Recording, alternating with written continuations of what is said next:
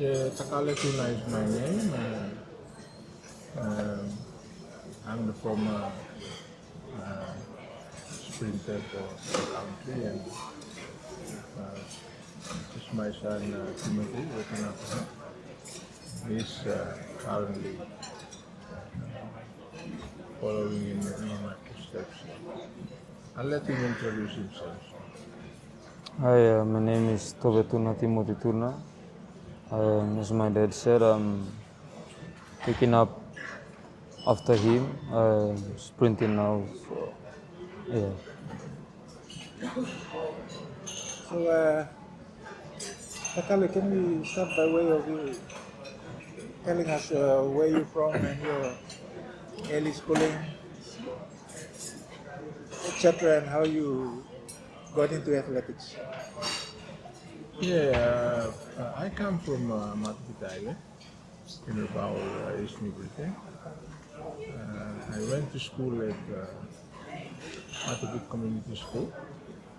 That's my primary school. Secondary school, I went to Boys and High School, where I did grades 7 to 10, and then to Karawat National High School in 83, 84. Basically, how I got into athletics is that from us boys from the island especially, naturally talented, especially in sprinting. You know, starting in the early days from community school, we were very competitive when it came to athletics. So I always was fast. There were a few boys from the island who were faster than me, but I never gave up. I think it really came to light at Boys and High School during the athletics carnival when we used to have the inter-house, and then inter-school competition. I was always the one who showed in the under 200, 400 meters. And then in National High School at Karawat, I also was competing as well. And that's when I caught the eye of the PNG Athletics Union at that time. And I got selected to represent East New Britain at the Colgate Camp. I used to call it Colgate Camp in NSI, in Goroka. That was the start of the journey, because at the end of 84, I was selected to represent Papua New Guinea at the Pacific Schools Games in Melbourne, Australia. So that's basically how I got into athletics. In terms of inspiration, I think John Caputin is now Sir John. He's from Matupit, so his stories used to go around us younger people. We always talked about how he started off and became so famous. He became, a famous person. So we always think that. Also the fact that the record holder in 100 meters, Silas Tita, he held the national record in the 100 meters for about 2 decades. And it took me and two Matupit boys, myself and Seoul Warto, to break his record. Queen Elizabeth Park, where he set it in 1990. So that's basically how I got into athletics.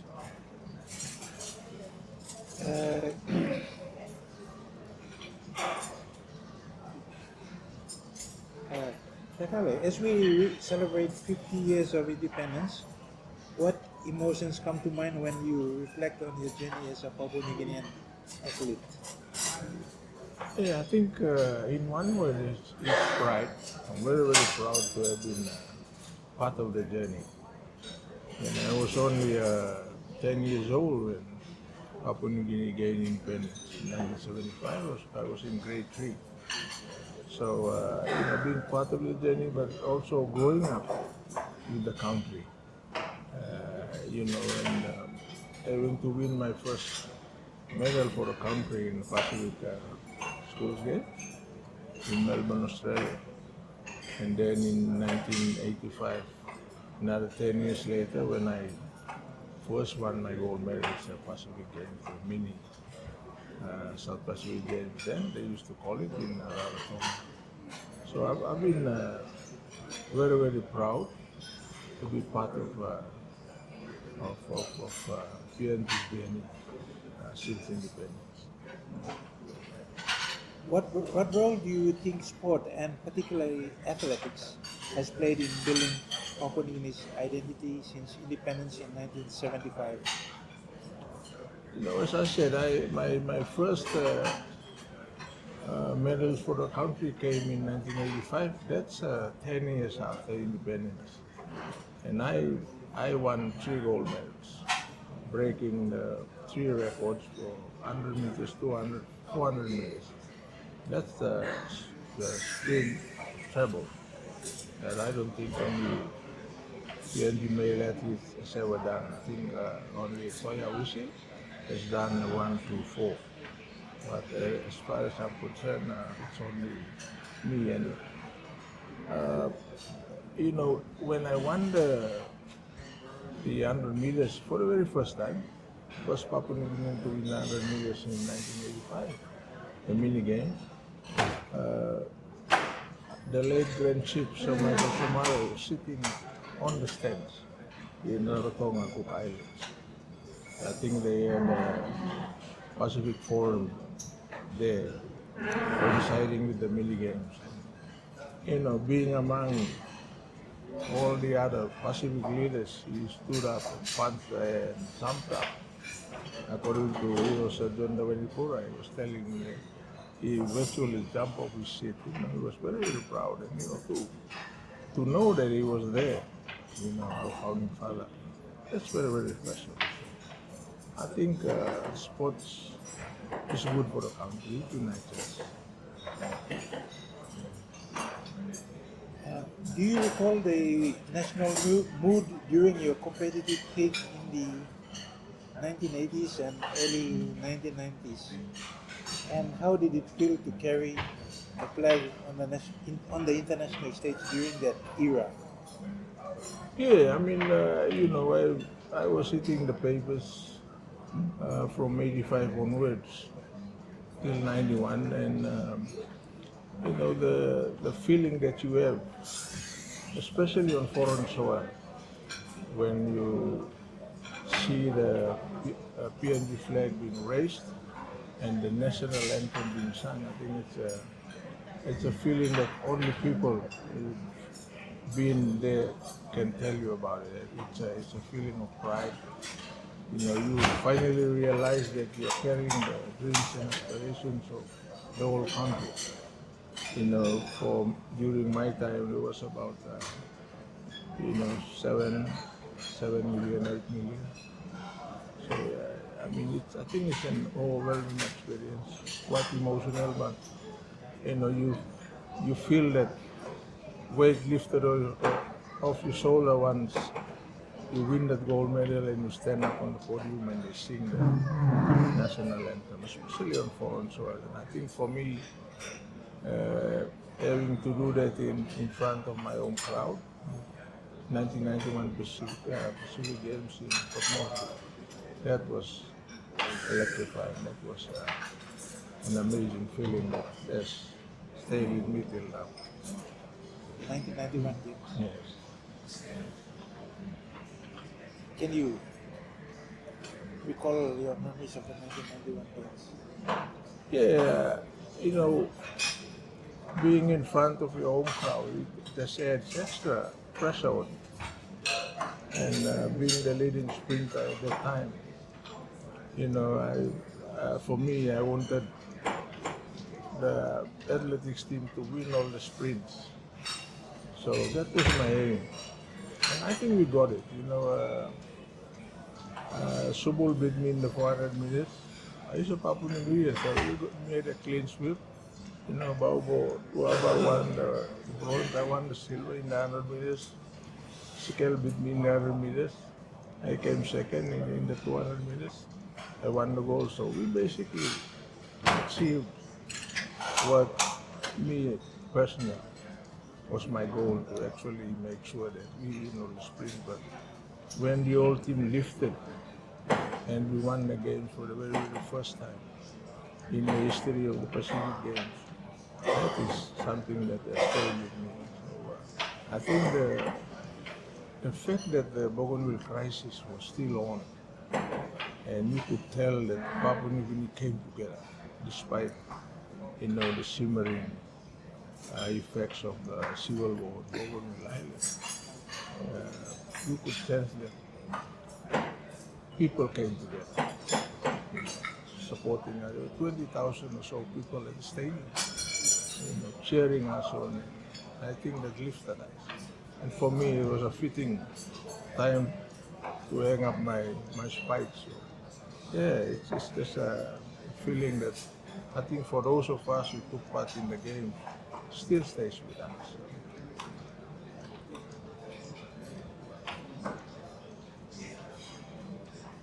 So you won multiple Pacific Games medals and national titles. So are you saying that the one moment that defined your career was 1991 SP Games? Yeah, I think I would say two. The beginning and the end. I was talking about 1985 when I won the sprint treble, 100, 200, 400 meters, breaking the record, and then when I finished my athletics career in 1991. So I think to start it off and then to end it on high, that was a highlight in my career. I think one of the thing that stands out, and I'm very, very happy to say that Timothy has carried it on, is the 200 meters. I was never beaten by any Pacific Islander since I started athletics till I finished. I held a 200 meter record for about 20 years. Nelson Stone broke it, Theo Pinel broke Nelson's, and Timothy just broke it a month or two ago. So that is one event that I can pick out of the three that I used to run. That is, I can say that I owned, and to have Timothy, break it and hold on to it is actually special for me. You are known as the Flash of Papua New Guinea. So what inspired your love for sprinting? Yeah, I said earlier on that basically listening to stories about Sergio and Silas Tita, and then also Robert Taule, who was a female sprinter from Matupit as well, a cousin sister of mine. That's actually was inspiring for me. So I wanted to emulate that, especially Sergio's legacy and also Silas Tita. We used to hear stories about them going to these foreign lands and running against these, different type of people. For me as a young guy, I said, I want to be like that. I want to do that. So that's basically what inspired me to pursue athletics a bit more seriously. Now let's go back to the 1988 Seoul Olympics. What are your strongest memories from that experience? Oh yeah, I was privileged enough to be the flag bearer, so I carried the PNG flag, and just walking into the stadium in Seoul, South Korea, and in front of millions of viewers worldwide, and just the stadium itself, and the television cameras shining on you and showing this tiny Pacific Island nation. That is an overwhelming feeling that only people who've been there can tell you. It's just an amazing feeling. To walk proudly, carry the flag, walk in front and into the stadium, and then the country's name is announced. Then the big cheer comes up. That's something that, you talk about marketing PNG. abroad, I think sports does that in the international scene. And, that's what sports can do for our countries. Okay, we will now come on to family and mentorship. Your son Timothy, welcome Timothy, is now making headlines in the USA and breaking national records. How does that make you feel as a father and a former champion? Well, I'm very proud of it. I always say that it's one thing to you have the blood or the inheritance of your parents or your family or your clan, but you need to work hard for it. And I'm very, very proud for Timothy.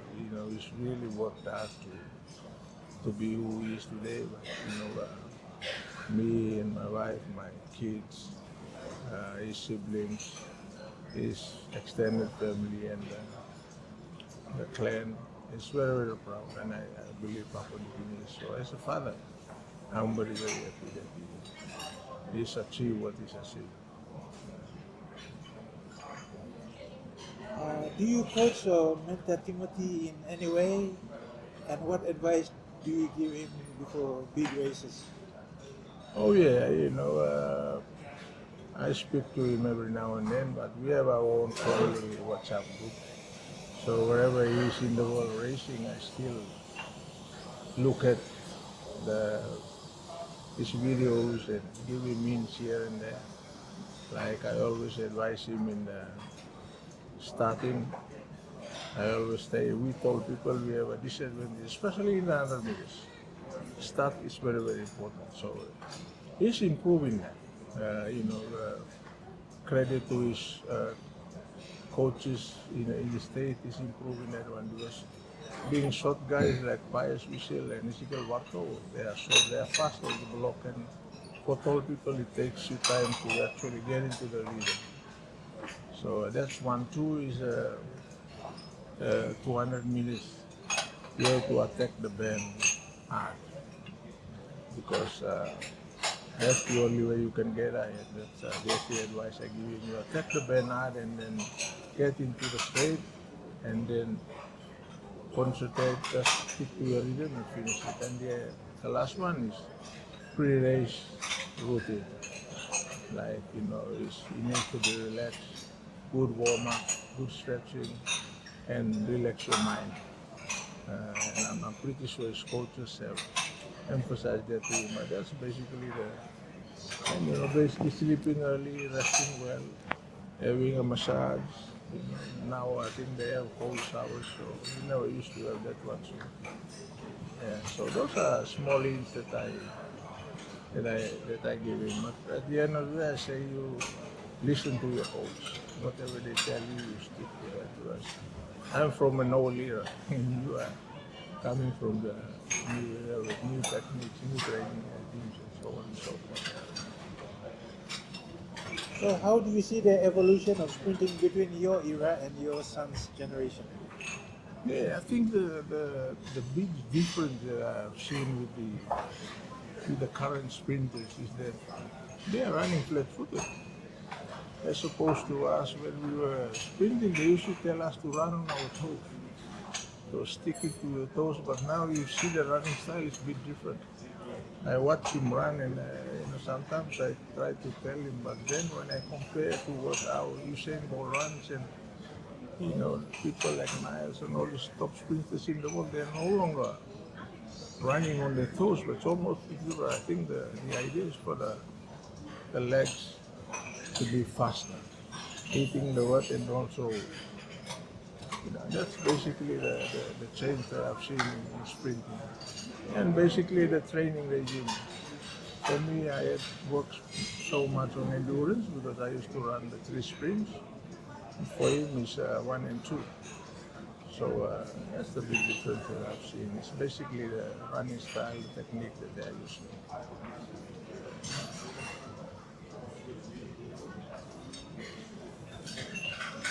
If you could race Timothy in your prime, who would win and why? That's a good one. I think I would say it would beat me. And the basic reason is that He had a goal from when he was very, very young. And he used to joke to me and tell me that, Dad, I'm going to break all your records. I'm going to keep Tuna legacy alive. And it's amazing that he achieved it. And I think the difference is that I just went through a different system where natural talent, as we say in PNG, a broken booster solna. Whatever comes, comes. But for him, he had that goal from when he was very, very young. Maybe from 10 years old, he started realizing who his father was. And he used to tell even his siblings that I'm going to smash all of daddy's records. I think to answer the question, I think he would have beaten me because of that. Okay, Timothy will come to you. Timothy, as Papua New Guinea celebrates 50 years of independence, what does it mean to you to be representing your country on the global stage right now? I'd say to be able to make the Team PNG team, and just be out there wearing my PNG colors and representing my country. It's a feeling of pride. It's a proud feeling to be out there and just showing everyone what we Papua New Guineans can produce and stuff. So yeah, it's just a proud feeling. What message would you like to share with young Papua New Guineans about hard work, discipline, and national pride? I'd say nothing is impossible. If you can think it, you can actually do it. So and it's not an easy road to achieve what I've achieved so far. There's a lot of things that have to be done, a lot of sacrifices, discipline, hard work, and also national pride and stuff. So just to be able to think of it and then put it into work and then just get it done, that's that's something I'd say. You recently broke PNG's 200-meter record and matched the 100-meter national record. So what do these achievements mean to you?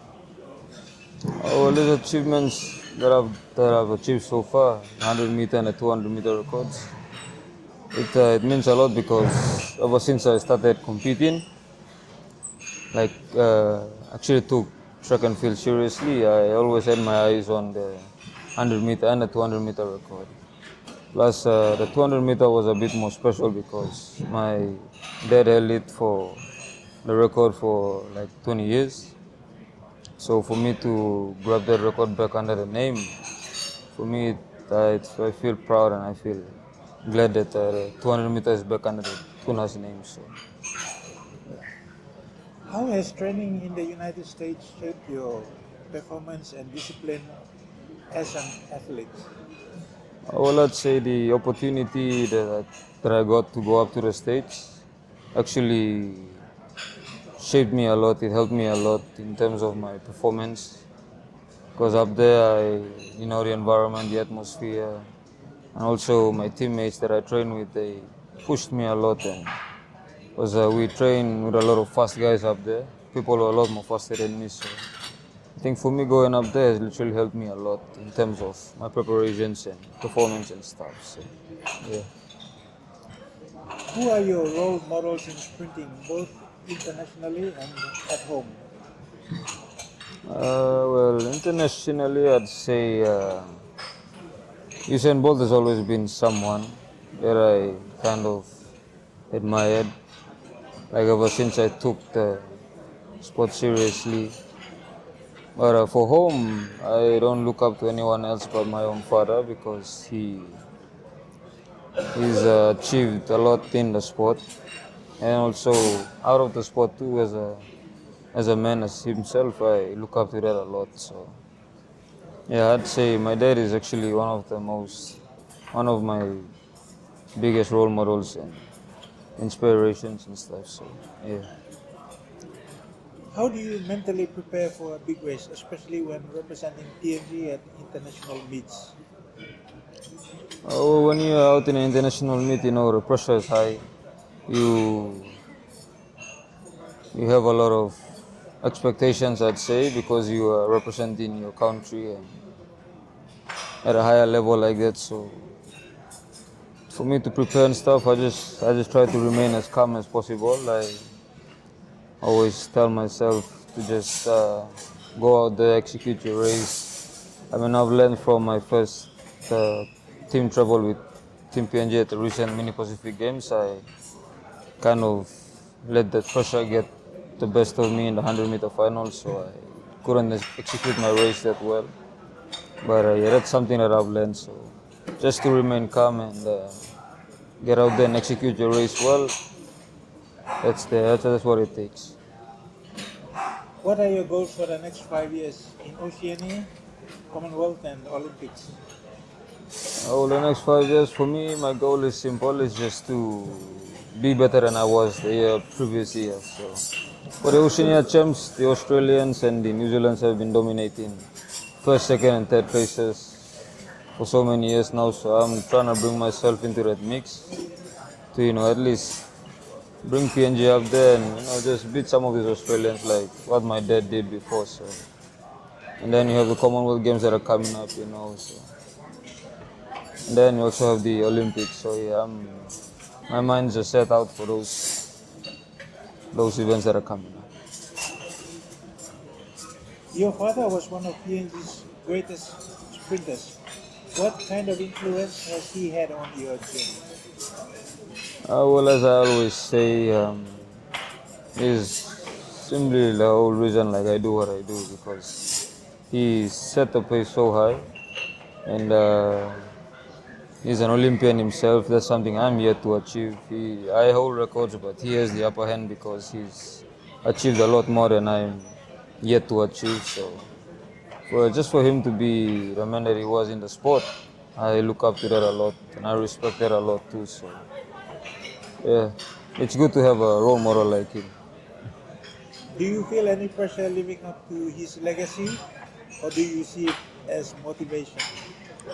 Well, I'd say both. I mean, the pressure brings motivation, so I, the more pressure I get, it kind of motivates me to kind of not live up to his expectations or the country's expectations, but just to get myself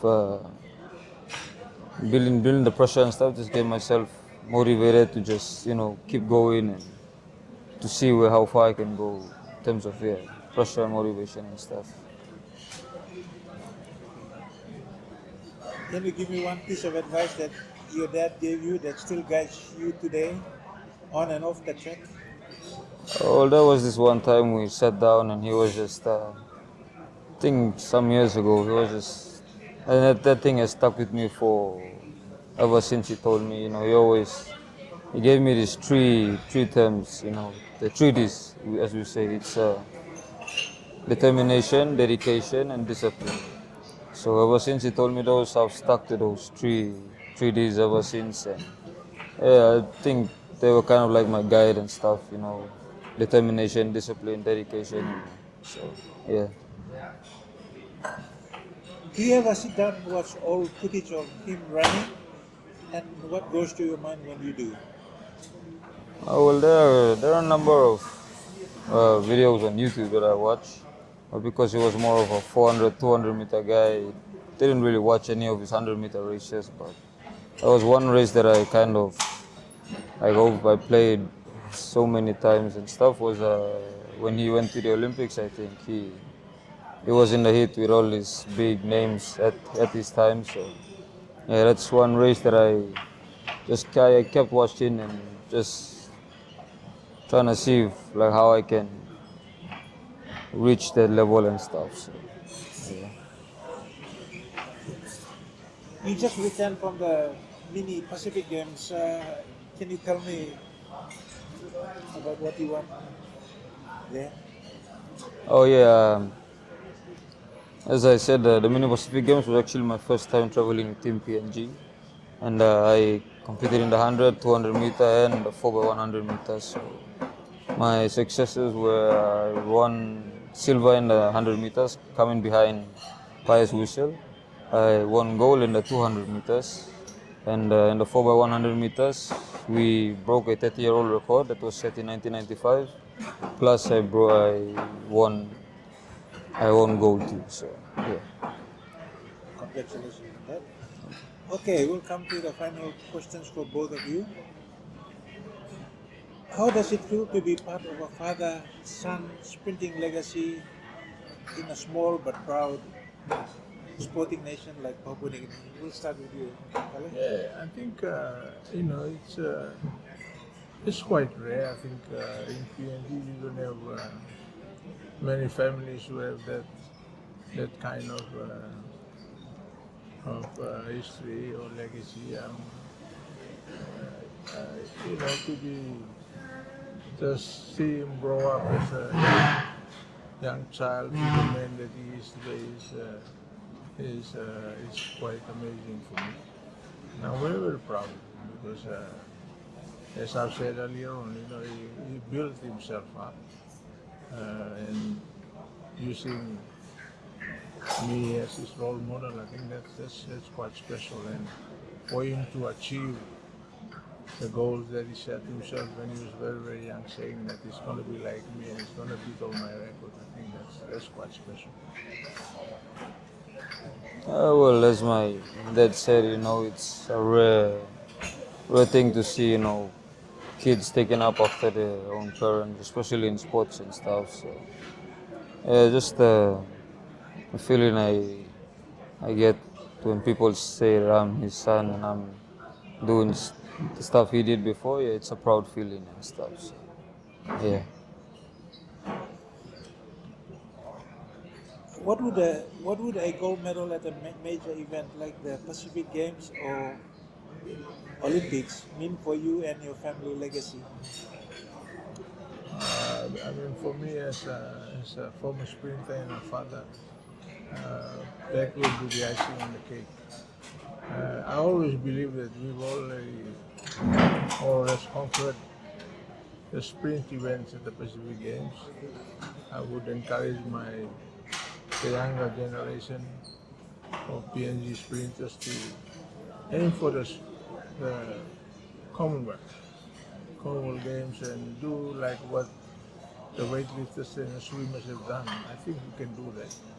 Just maybe Timothy and his generation of sprinters who now have access to better training. I think they can do it.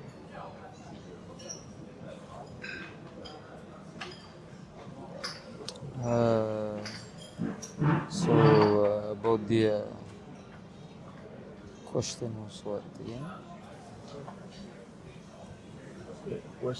What would a gold medal at a major event like the Pacific Games or Olympics mean for you and your family legacy? Well, I think my dad already said it. So, for me if I were to win a gold medal, at the Pacific level, like he said already, we've dominated the Pacific so many years now. So, my mind is not really set on the Pacific level, but it's set out there, the Oceania level, and even the Commonwealth, and even as far as the Olympics or World Champs. So, yeah, it's one thing I'm working towards too. So. As Papua New Guinea marks 50 years of nationhood, what is your personal message to young Papua New Guineans dreaming of greatness? My encouragement, my message to young Papua New Guineans is never stop dreaming. Dreams are free, but always have a goal. A dream without a goal is just a dream. So a goal makes you action that dream and then you achieve it. So I would say that dream big for our young. Nothing is impossible in life. It may be difficult, but not impossible. As he said, dreams are free, and nothing is impossible. I'd say too. So, And also setting, like, you can have a dream, but also to have a goal. That's one thing that can actually help you achieve your dreams, is if you set goals and stuff. So yeah. Okay, one last question. What role should sport play in PNG's next 50 years in nation building, unity, and global presence? I think, as I've said all throughout the interview, sports, it brings people together. It promotes unity, it promotes pride, a sense of belonging. When sportsmen, sportswomen run onto the field, they're not running in as individuals, but they're running in as Papua New Guinea. So I believe that sports can play a big role going forward. It's big business now, so I think that with the current challenges that are being faced, especially with our young people coming out from schools, tertiary institutions, I think that's one pathway that we can build on. NRL is there. Athletics are sending the athletes to the US, and they are getting not only training but being educated. I believe that our neighbor Australia can offer a little bit more, like what the US is doing, offering scholarships. The university offering scholarships rather than just looking at the fruit picking and so on and so forth. Why not? Government strikes a deal with the Australian government and say that, hey, why can't you get some of our best athletes into, the Queensland University or Kiwis? They've got, Australia's got some of the best sports programs in the world. So if we're going too far to the US, why don't we just go next door and have our athletes go around and train as well as get an education? So I think sports has got a great role to play in our development in the next 50 years, as it's done for the last 50 years. Oh, well, as my dad said, he has explained it very clearly. But yeah, I think sports unites people, and I've seen that at the game that I attended to. It brings countries together, and also, yeah, it brings. Also, sport can be a tool, to use, that, like, younger generations coming up, they could use sports to escape uh, all these ongoing, peer groups and alcohol and drugs and all that. That's one good thing about sports. Yeah, it brings you out of that group, and it kind of points a direction for you, leads you in the right path. So yeah, I'd say sports is, it can actually help a lot in terms of development and stuff in our country. So yeah. Anything else, Father and son, you would like to say? For me, basically, to wish PNG happy 50th independence celebrations, and let's keep on working together as one country, one nation, one people. I'd say the same thing too. I just want to wish PNG a happy 50 years of independence anniversary. I won't be here in the country when we're celebrating that, but I'll be celebrating in the States. So